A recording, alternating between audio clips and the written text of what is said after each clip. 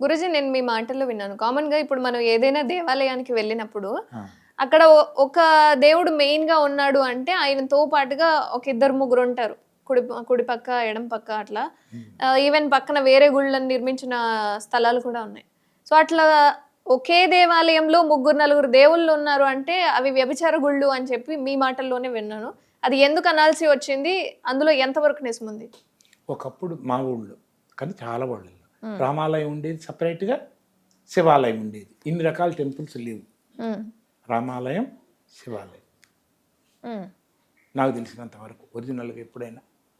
ఇప్పుడు వెంకటేశ్వర స్వామి ఉంటున్నాడు, అక్కడే శివాలయం ఉంటుంది, అక్కడే దుర్గాదేవి ఆలయం ఉంటుంది, అక్కడే హనుమంతుడి పెద్ద విగ్రహం ఉంటుంది, ఒకే దానిలో అన్నీ ఉంటున్నాయి. హ్మ్. అసలు ఒకటేంటంటే మనలో ఉన్న శక్తుల్ని చూపించడానికే కదా బయట రిప్రజెంటేషన్గా లక్షణాలతో మూర్తుల్ని పెట్టారు. మూర్తుల్ని దాని నుంచి విశేషంగా ఆ లక్షణాలను గ్రహించి సాధన చేస్తే ఆ లక్షణాలు మనలో పెరుగుతాయి కదా, ఉన్నాయే బయటకు వస్తాయి కదా. హ్మ్. అయితే ఇలా చేసేటప్పుడు ఒక దాని మీద లక్ష్యం ఉంటే ఆ లక్షణాలను మనం పెంచుకోవచ్చు. అక్కడే 2, 3 రకాలు ఉంటే కన్ఫ్యూజన్ కదా. హ్మ్. అసలు మన బయట ప్రయాణం నుంచి లోపల ప్రయాణించడానికే కదా అసలు రియల్ ఇన్వాల్వ్డ్ జర్నీ. అంటే ఇది లలిత సహస్రనామాలో చెప్పారు, బహిర్ముఖ సుదుర్లభ అంతర్ముఖ సమారాజ్య. బయట ప్రయత్నం చేస్తే ఆవిడ నీకు ఎప్పుడు దొరకదు, లోపల ప్రయత్నం చేస్తే దొరుకుతుంది అని. అంటే all the powers are from within. అవునా? మరి ఆ ఒక్కసారి లోపలికి వెళ్ళలేని వాళ్ళకి ముందు ఒక ఆధారంతో ధైర్యం ఎంచుకొని ప్రశాంతత పెంచుకుంటే, ఎంత ప్రశాంతత ఉంటే బయట విషయాలు తగ్గిపోతాయి. అప్పుడు లోపల జర్నీ స్టార్ట్ అవుద్ది. అక్కడే నువ్వు ఇన్ని రకాల విగ్రహాలు పెడితే డైవర్షన్ వస్తే కన్ఫ్యూజనే కదా. అదిగాక ఇది నా మాట కాదు. మైచ అనన్యయోగేన భక్తిర్ అవ్యవిచారిణి.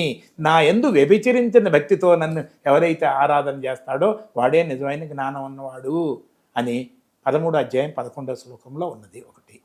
తర్వాత మాంచయో అవ్యభిచారేణ భక్తి యోగేన సేవతే. వ్యభిచరించిన భక్తితో నన్నే అంటున్నాడు, మళ్ళీ దేవతలు అంటలా, నన్ను సేవ చేస్తాడో వాడు నన్నే పొందుతాడని 14వ అధ్యాయం 26వ శ్లోకంలో ఉంది. తృత్యాయయా ధారయతే మనః ప్రాణేంద్రియ క్రియా. మనసుని, ప్రాణాన్ని, ఇంద్రియాలని ఇది పట్టుదలతో ఎట్లా దృత్యాయయా ధారయతే మనః ప్రాణేంద్రియ క్రియా యోగేన, యోగ సాధనలో అవ్యభిచారేణ. ఇటు నంబర్ ఆఫ్ విషయాలకు వెళ్ళండి. ధృతి సాపార్థ సాత్వికి. నిజమైన పట్టుదల ఏంటంటే ఒకే దాన్ని లక్ష్యం మీద పెట్టుకున్నదే ఇది, కానీ అనేక పెట్టుకుంది అది సరైన పట్టుదల కాదు అని. 3 చోట్ల వ్యభిచరించని అనే మాట డైరెక్ట్గా వాడితే, అనన్యేనైవ యోగేన అన్నా కూడా అది వ్యభిచారమే. ఇతర విషయాల జోలికి వెళ్లకుండా అనన్యాశ్చింతయంతో మాం, అది కూడా నిజంగా చెప్పాలంటే అది వ్యభిచారం కదా, ఈక్వలెంట్ వర్డే. అంటే గుడికెళ్ళి వేరే ఆలోచనలు ఏది చేసినా సరే అది అలా ఆ కోవకే వస్తుంది. మనసు డిస్టర్బ్ అయ్యేది ఏది అటు ఇటుకి వెళ్ళకూడదు. మనసు ఇన్వర్డ్ జర్నీకి వెళ్ళేటట్టు ఉండాలి. తర్వాత ఆ దేవుడు నీలో ఉన్నాడని చెప్పాలి. వాళ్ళు చెప్పటం లేదు కదా. అసలు వినాయకుడు అంటే ఏంటి? వినాయకుడు పూజ చేసినప్పుడు ఇల్లు ఏది మొదలెడతారు కదా మన వాళ్ళు. వీడికి లోన్ శాంక్షన్ కాలేదు, డబ్బులు ఉన్న కూలి వాళ్ళు టైంకి రావట్లేదు, మేస్త్రి అడ్వాన్స్ తీసుకొని వెళ్ళి ఇబ్బంది కలిగిస్తున్నాడు, నీరసం వచ్చి నా వల్ల కాదు అనే లెవెల్ కూడా వస్తుంది ఒక్కోసారి. కానీ ఇంతలో వాళ్ళ భార్య అంది, ఏమండి లోన్ రాలేదు, 4 రోజులు ప్రయత్నం చేయండి, వినాయకుడు పూజ చేసుకున్నాం కదా, ఆయన ఉన్నాడు కదా చూసుకోవటానికి, మీరు ఎందుకు వరి అవుతారు, వాళ్ళగా రేపు అవుద్ది, మన ప్రయత్నం చేయటమే కదా. అంటే వినాయకుడిని పూజ చేసాము, ఆయన చూసుకుంటాడు కదా అని ఒక ధైర్యం. అడ్డంకులు మామూలే కదా, ఆయన చూసుకుంటాడు కదా, నీ ప్రయత్నం ఒకటే కదా నీ చేతిలో ఉంది అని. లాభం కలిగిందా కలగలేదా? సరే, ఇంకొక మాట అడుగుతా. మనం చిన్న ఇల్లు కట్టుకోవటం. ఇప్పుడు ఎల్ఎన్టీ వాళ్ళు ఉన్నారు, మెట్రో లైన్ వేశారు. వేస్తే ఒక్కొక్క పిల్లరు ఎంత బరువు వేయాలి, ఎంత వ్యవహారం చేయాలి, అందులో ఎన్నో సెగ్మెంట్స్ తీసుకెళ్ళి అందులో ఇట్లా వంకర తిరిగి ఇంత తిరిగి ఉంటాయి. అంటే ప్రతి బిట్ కూడా సపరేట్గా డిజైన్ చేయాలా. ఏ ఒక్కటి ఉల్టా చేదైనా మొత్తం కొలాప్స్ అయిపోద్ది. అవునా? అది ఫిజికల్గా చేయాలా, కరెక్ట్గా చేయాలా, ఇది ఈ పిల్లర్ ఈ మొత్తం కూడా ఇక్కడ చిన్న దిమ్మల మీద రెండింటి మీద ఆధారపడి ఉంటుంది అక్కడ. ఇవన్నీ కూడా చైన్ లాగా ఉంటాయి. ఇవన్నీ అంటే ఎంత జాగ్రత్తగా ఎంత ఇది చేస్తే వాళ్ళు డిసప్పాయింట్ అవుతున్నారు. ఇట్లా ఇల్లు కట్టి మనమేమో డిసప్పాయింట్ అవుతుంటే కొంచెం ఎదురు దెబ్బ తగ్గదు. అంటే వాళ్ళు అందులో నాస్తికులు కూడా ఉంటారుగా. అంటే ఈ ఎల్ఎన్టీలో పనిచేసే వాళ్ళు, లేకపోతే పెద్ద పెద్ద విమానాలు తయారు చేసేవాళ్ళు, అవునా, పెద్ద 7,000 మంది ప్రయాణం చేసే క్రూయిజ్ షిప్లు తయారు చేసేవాళ్ళు, ఎక్కడైనా చిన్న ఇది మిస్టేక్ అయితే మొత్తం కొలాప్స్ కదా. అలాంటప్పుడు ప్రతి వాళ్ళు ఎంత దృఢమైన చిత్తంతో, ఎంత కాన్సన్ట్రేషన్తో, ఎంత డిసప్పాయింట్ అవ్వకుండా చేయాలి కదా. ఇందులో వేరే రకరకాల మతాల వాళ్ళు ఉంటారు, దేవుణ్ణి నమ్మని వాళ్ళు ఉంటారు. కానీ దేవుణ్ణి నమ్మని వాళ్ళు కూడా ఇలాంటి ఘనకార్యాలు గొప్ప పనులు చేస్తున్నారు కదా. కానీ ఎట్లా చేస్తున్నారు? వాళ్ళకి ఒకటి అనుకున్న తర్వాత దృఢమైన నిశ్చయంతో ఉంటారు. కాన్ఫిడెన్స్తో, దృఢమైన నిశ్చయంతో నేను చేయగలను, నేను చేస్తాను అనే దృఢమైన నిశ్చయం ఉంటుంది. సో వివేకంతో అలా అని నేను 1000 అడుగులు ఎగిరి దూకుతాను సొంతంగా అని నిర్ణయం తీసుకుంటారు ఎప్పుడన్నా?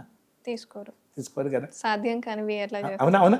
అంటే వివేకముతో తీసుకున్న దృఢమైన నిశ్చయంతో ఉన్న బుద్ధి నీకుంటే నీ మనసుకి అటు ఇటు లాగుద్దా? వివేకంతో అంటే అవివేకంతో అంటే మా వాళ్ళు ఎవరో చనిపోతే అవివేకంతో నేను ఎట్టయినా అతన్ని బతికిస్తాను అని అవివేకంతో తీసుకున్న దృఢమైన నిశ్చయం ఇక పిచ్చెక్కుతుంది వీడికి. కరెక్టేనా? వివేకంతో తీసుకున్న దృఢమైన నిశ్చయంతో ఉన్న మనసు మధ్యలో నా వల్ల కాదన్నా ఊరుకోదు. ఎందుకంటే నువ్వు చేయగలవు. ఎందుకంటే నిర్ణయం అనేది వివేకంతో తీసుకోండి, దృఢంగా ఉంది. సాధ్యమయ్యే పని ఎటువంటి ఆటంకం లేకుండా చేయడం. కొన్ని అలవాట్లు మారాలంటే, అవునా, సిగరెట్లు మానాలంటే నేను రోజుకు 4 ప్యాకెట్లు తాగేవాడిని. మరి దృఢమైన నిశ్చయం తీసుకుంటే అది మానగలిగానా? పైన అనుకుంటే మానగలిగానా? దృఢమైన నిశ్చయమే. ఆ రోజు ఎవరో ఫస్ట్ టైం నన్ను ఒక దేవుడి దగ్గరికి వెళ్తే నీకు ఈ స్పైనల్ కార్డ్ పెయిన్స్ 47 సంవత్సరాలు పోతుందంటే ఫస్ట్ టైము అతను నమ్మి వెళ్తే చివరికి నాకు 24 రోజుల తర్వాత అర్థమైందంటే అతను నాకు కొంచెం డబ్బులు ఉన్నాయని, నన్ను ఉపయోగించుకోవచ్చని చక్కగా దేవుడి పేరుతో దేవుడి చుట్టూ తిప్పారని నాకు అర్థమైపోయింది. అక్కడ నేను చెప్పిన కాస్త నిష్టగా చేశాను కాబట్టి నేను అక్కడ కోరుకుంది ఏంటంటే అట్లీస్ట్ ఓకే, నా నొప్పి తగ్గపోయి అసలు దేవుడు ఉన్నాడా లేడా ఆ రోజు నాకు తెలియదు ఏమి ఉన్నా, అది తెలిస్తే చాలు నాకు. ఈ నొప్పులు ఉన్నా పర్లేదు, ఏమున్నా పర్లేదు, ఇంత చేసినందుకు పర్లేదు అనుకుంటా చివరి రోజు. అంతకుముందు 24 రోజులు ఆ దేవుడు అనేసరికి మన భక్తితో అన్నీ వదిలేయాలని కూడా టెంపరీ అయ్యప్ప మాల అన్నీ వదిలేస్తారు కదా. తర్వాత 42 రోజుసరికి గుర్తుపెట్టుకోవాలన్నా వాటిని స్టార్ట్ చేస్తారు. అప్పుడు నేను అనుకున్నాను, ఇతను తీసుకొచ్చిందంతా ఫాల్స్ కదా, సిగరెట్ మొదలెట్టేసాను. అయిపోయింది కదా అక్కడ సిగరెట్ తాగుతూ. ఇక్కడికి వచ్చినందుకు కనీసం నేను ఇంత నిష్టగా చేశాను కదా, ఐ షుడ్ అచీవ్, కొంతన్నా తీసుకెళ్ళాలి ఇక్కడ నుంచి. సో ఈ సిగరెట్ అనేది మంచిది కాదు కదా, కాబట్టి ఇది మానేద్దాం లైఫ్లో రోజు 4 పెట్లు. సో అని అనుకున్నప్పుడు ఇక ఎదురుగా వినాయకుడు ఉన్నాడు. వినాయకుడు మా మిస్సెస్కి ఏమో వినాయకుడు అంటే మా తాత అంటది. ఎందుకంటే వాళ్ళ తాతగారు వినాయకుడు గుడి కట్టి పెద్ద విగ్రహం పెట్టారు అక్కడ. వాళ్ళ తాత పెట్టారు కాబట్టి వినాయకుడిని కూడా తాతగా భావిస్తుంది. నాకు కూడా గౌరవం ఉంది అట్లా. అయితే వినాయకుడు ఉన్నాడు. అప్పుడు దాకా దేవుడి గురించి కొంచెం ఆలోచన ఏదో ఉంది కదా, పైపోయిన నమ్మకం. ఇదే లాస్ట్ సిగరెట్ అవ్వాలి, ఇక నేను ఇంకోటి తాగకూడదు. పొరపాటున నేను ఇంకో సిగరెట్ తాగితే ఆ వినాయకుడి తొండాన్ని కాల్చినట్టుకి లెక్క అనుకున్నా. ఎందుకు? టు బి ఫర్మ్ అట ఆ మాట అనుకున్నా. నాకు సెంటిమెంట్ అంత నమ్మకాలేదు లేవు, కానీ అన్నీ చాలా దృఢంగా అనుకున్నా. అయితే 3వ రోజు ఎప్పుడో సిగరెట్ తాగటం మొదలెట్టాను. ఇక్కడ కలలో తాగల, ఎరిగించుకొని నోటి దగ్గరకు వస్తుంది కలలో. ఇక్కడ దగ్గరకు రాయితే ఇసిరి కొట్టేశాను. నేను గొప్పతనం కోసం చెప్పటంలా, నేను సర్వసంగ పరిత్యాగినేం కాదు. కానీ ఎంత దృఢమైన నిశ్చయం తీసుకున్నానంటే కలలో వచ్చిన దాన్ని కూడా కలలోనే ఇసిరి కొట్టాను. అంటే వివేకంతో తీసుకున్న దృఢమైన నిశ్చయంతో ఉన్న బుద్ధి ఉంటే నీ మనసుని ఈ పిచ్చి వ్యవహారాల జోలికి వెళ్లకుండా కాపాడగలదు. దాన్ని నీ బుద్ధితో కంట్రోల్ చేయబడిన మనసు నీకు పరమ బంధువుగా ఉంటుంది. దాన్ని ఇష్టం వచ్చినట్టు వదిలేసిన మనసు నీకు పరమ శత్రువుగా ఉంటుంది. ఇది భగవద్గీతలోని మాట. సో మరి ఈ రకంగా వివేకంతో కూడిన దృఢమైన నిశ్చయంతో కూడిన బుద్ధే వినాయకుడు. ఇంతనికి ఎక్స్టర్నల్ వినాయకుడు అవసరం లేదు. ఇంతటి జ్ఞానం లేని వాళ్ళ కోసం బయట వినాయకుడు దండం పెట్టుకోవటం, ఒక కాన్ఫిడెన్స్, శక్తి. సో ఈ దేవుళ్ళు అనే వాళ్ళు కూడా మన లోపల ఉన్న వాళ్ళే తెలియని వాళ్ళకి ప్రతిరూపాలు, దాంతో ఆ శక్తిని పెంచుకోవడానికి ఆధారము. ఎస్, నేను ఒకటి కూడా ఒప్పుకుంటా, మనలో ఏ ఒక్కళ్ళు కూడా పరిపూర్ణమైన జ్ఞానం ఉన్నవాళ్ళు కాదు. అందరికీ ఎంతో కొంత అజ్ఞానం ఉంది. అజ్ఞానంతో ఏర్పరచుకున్న బాధలు, భయాలు ఉన్నాయి. కాబట్టి అజ్ఞానం ఉన్నంత వరకు ఈ బాహ్యంగా ఏర్పరచుకున్న దేవతామూర్తులు విశేషంగా గ్రహించి మన బుద్ధిని సవరించుకొని మనం ఉద్ధరించుకోవటానికి కోసం ఆ దేవతామూర్తులు, విగ్రహాలు కాదు, విశేషంగా గ్రహించాల్సింది మనం. మూర్తి గ్రహించదు. కొన్ని లక్షణాలతో మన పెద్దవాళ్ళు ఏర్పరిచింది దేవతామూర్తులు. దాని నుంచి ఆ లక్షణాలను విశేషంగా గ్రహించి బుద్ధిని సవరించుకొని ఆ బుద్ధితో ప్రవర్తింపజేసి మనసును కంట్రోల్ చేయాల్సింది మనం, విశేషంగా గ్రహించాల్సింది మనం, శక్తిని పెంచుకోవాల్సింది మనం.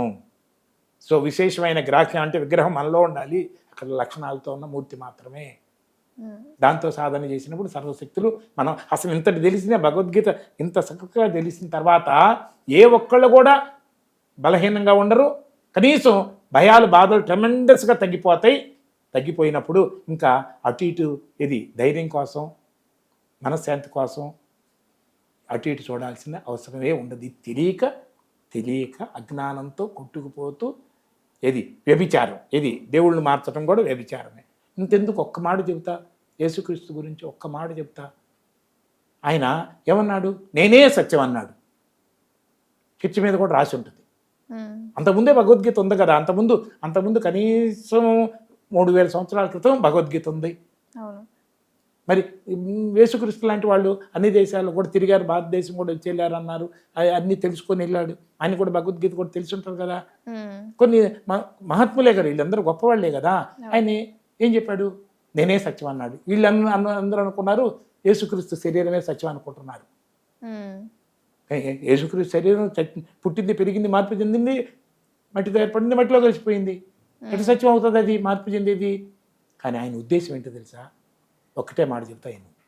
ఇది ఆయనకున్న భగవద్గీత బేస్డు భారతదేశంలోకి వచ్చి జ్ఞానాన్ని తెలుసుకొచ్చిన బేస్తో ఆయన ఏం అర్థం చేసుకున్నాడంటే, ఒక ఆయన యేసుక్రీస్తు దగ్గరికి వచ్చి కాళ్ళు పట్టుకొని, నా కొడుకులు చచ్చిపోయారు, నా భార్య నన్ను వదిలేసింది, నాకేం రోగం వచ్చింది, నేను ఏమైపోతాను నన్ను ఎట్టైనా కాపాడండి అంటే, అప్పుడు యేసుక్రీస్తు చెప్పిన మాట ఏంటంటే, నేను ఊహించి చెప్తున్నా ఇది.